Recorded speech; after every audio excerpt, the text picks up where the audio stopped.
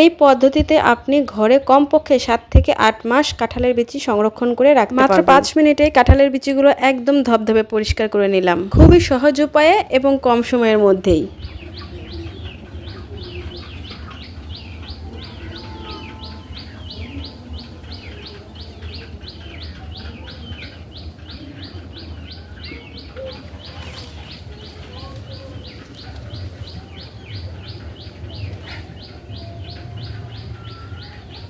আজকে আপনাদের সাথে শেয়ার করব 5 মিনিটে কিভাবে কাঁঠালের বিচি একদম ধবধবে পরিষ্কার করা যায় এবং প্রায় বছর ধরে কিভাবে কাঁঠালের বিচি ঘরে সংরক্ষণ করে আপনি রান্না করে খেতে পারবেন।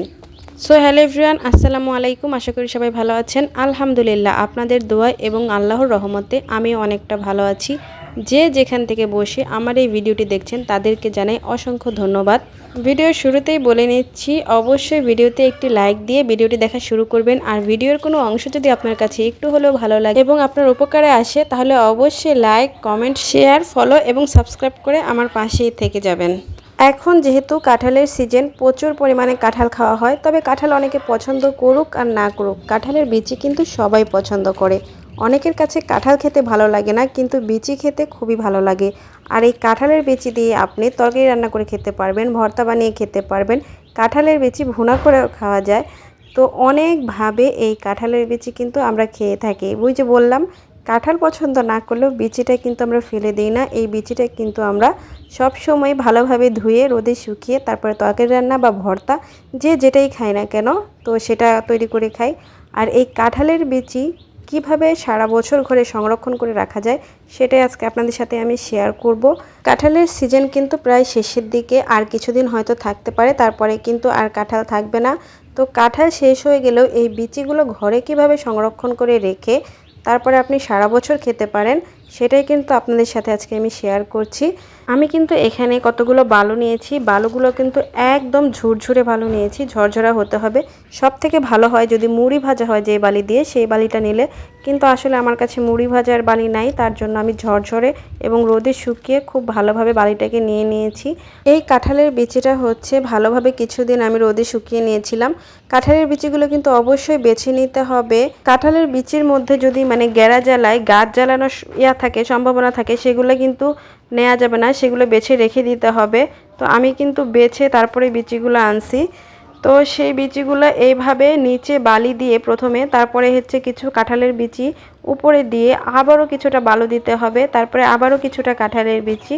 তো আমি কিন্তু আপনাদেরকে দেখাই দিচ্ছি একদম ঠিক এইভাবে আপনি যদি ঘরে রেখে দেন, তাহলে কিন্তু আপনি প্রায় 7 থেকে 8 মাস কিন্তু এই কাঁঠালের বিচিটা ঘরে সংরক্ষণ করে যখন যেটা মন চায় এই কাঁঠালের বিচি দিয়ে রান্না করে আপনি খেতে পারবেন। আর যদি কিছুদিন পর পর রোদে দিয়ে রাখেন, তাহলে কিন্তু আরও ভালো থাকবে।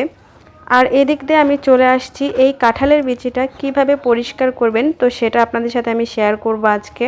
আমরা অনেকেই কিন্তু কাঁঠালের বিচি খেতে ভালোবাসি, কিন্তু কাঁঠালের বিচির ভেতরে যে এই যে উপরের যে আবরণটা, এই আবরণটা কিন্তু পরিষ্কার করতে জানি না। আমরা কিন্তু বেশিরভাগ মানুষই এই আবরণটা সহই রান্না করে খাই।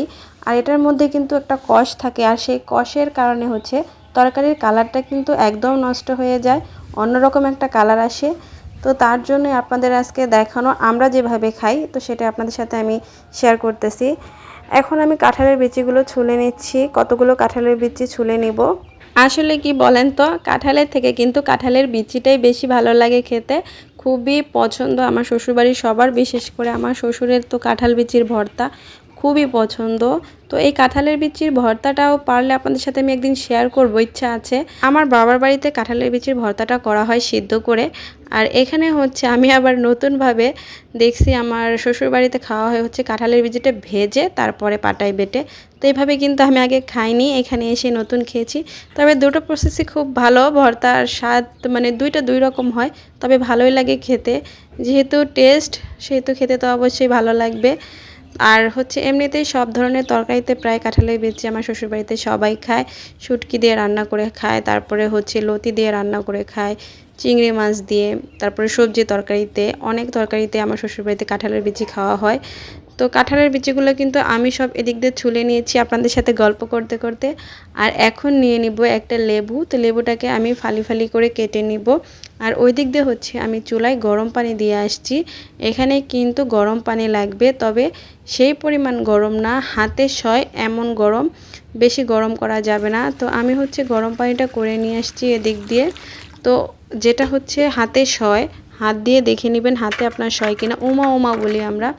তো সেই গরম পানিতে আমি কাঁঠালের বিচিগুলোকে দিয়ে দিলাম, যাতে কাঁঠালের বিচিগুলো ডুবে যায় সেই পরিমাণ পানি কিন্তু দিতে হবে। আর এখানে হচ্ছে আমি লেবুর রস দিয়ে দিচ্ছি, একটা লেবু আমি কেটে নিয়েছি। তো তারপরে হচ্ছে আমি লেবুর রসগুলো চিপে সব দিয়ে দিব। আর তারপরে 10 থেকে 15 মিনিট আমি হচ্ছে এই অবস্থায় এই বিচিগুলোকে রেখে দিব। 10 মিনিট পরে এসে তারপরে হচ্ছে আবার এই বিচিগুলো আমি আপনাদেরকে পরিষ্কার করা দেখাবো। তো আমি কিন্তু এখন এটাকে এইভাবে রেখে দিব। দেখেন কি পরিমাণ কষ, এখনই বোঝা যাইতেছে যে উঠতেছে। তো যাই হোক, আমি চলে আসছি 10 মিনিট পর। তো 10 মিনিট পর চলে আসার পরে দেখেন অনেকগুলো কষ কিন্তু অলরেডি বের হয়ে গেছে। আর দেখেন কি সুন্দর করে সহজেই কিন্তু বিচির গায়ে যে চোকলাটা লেগে থাকে সেটা কিন্তু উঠে যাচ্ছে।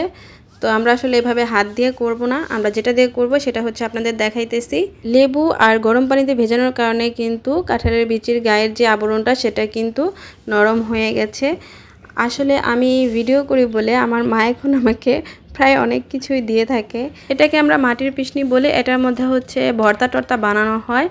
তারপরে হচ্ছে এটার মধ্যে আমি এখন এগুলো পরিষ্কার করব। এটা কিন্তু এখন মাটির হাঁড়ি পাতিলের যে দোকানগুলো থাকে সেই দোকানগুলোতে কিন্তু এটা এখন সচরাচর সব জায়গায় পাওয়া যাচ্ছে, আপনারা কিন্তু কিনে নিতে পারেন চাইলে। এটা আগে কখনোই আমার ব্যবহার করার দরকার হয়নি, প্রয়োজন হয়নি, তবে এখন ভিডিওর ক্ষেত্রে এটা হচ্ছে আমার মা আমাকে দিয়েছে ভর্তা টর্তা বানানোর জন্য ভালোবেসে। এই মাটির পিশনিটা কিন্তু অনেক কাজে লাগে। এখানে হচ্ছে আপনি মাছও পরিষ্কার করে নিতে পারবেন অল্প সময়ের মধ্যে। তো দেখেন এখানে আমি কতগুলো কাঁঠালের বিচি নিয়েছি আর হাত দিয়ে খুব সুন্দরভাবে ডলে ডলে নিচ্ছি। তো এভাবে কিন্তু আস্তে আস্তে ডলে ডলে একটু পানি দিবেন, তারপরে আবার একটু ডলা দিবেন, একটু পানি দিবেন, আবার ডলা দিবেন। এভাবে আস্তে আস্তে কিন্তু কাঁঠালের বিচিগুলো সব পরিষ্কার হয়ে যাবে। আর পরিষ্কার হয়ে গেলে কিন্তু দেখতেও সুন্দর লাগবে, রান্না করে খেতেও কিন্তু ভালো লাগবে। তো দেখেন এখানে কিন্তু আমার কতগুলো পরিষ্কার হয়ে গেছে।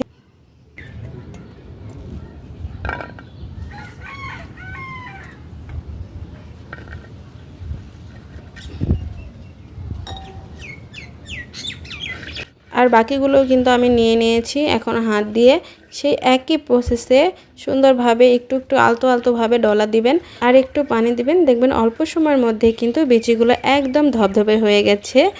আর দেখতেও ভালো লাগে যে জিনিস, সে জিনিস কিন্তু খেতেও ভালো লাগে। তো এই প্রসেসটা আসলে আমরা অনেকে আগে জানতাম না, আমরা এইভাবে রান্না করে খেতাম। কিন্তু এখন যেহেতু জানি, তো পরিষ্কার করে খাওয়াটাই ভালো। আর যেহেতু প্রচুর পরিমাণে কষ থাকে আর তরকারির কালারটাও কিন্তু নষ্ট হয়ে যায়, তো এই কারণে একটু পরিষ্কার করে নিলে দেখতেও সুন্দর, খেতেও ভালো লাগে, রান্না করতেও সুবিধা।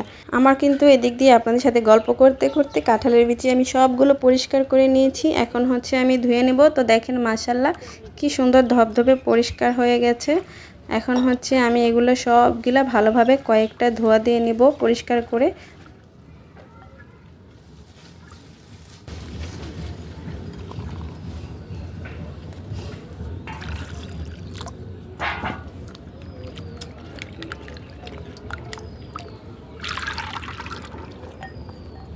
মাত্র 5 মিনিটে কাঁঠালের বিচিগুলো একদম ধবধবে পরিষ্কার।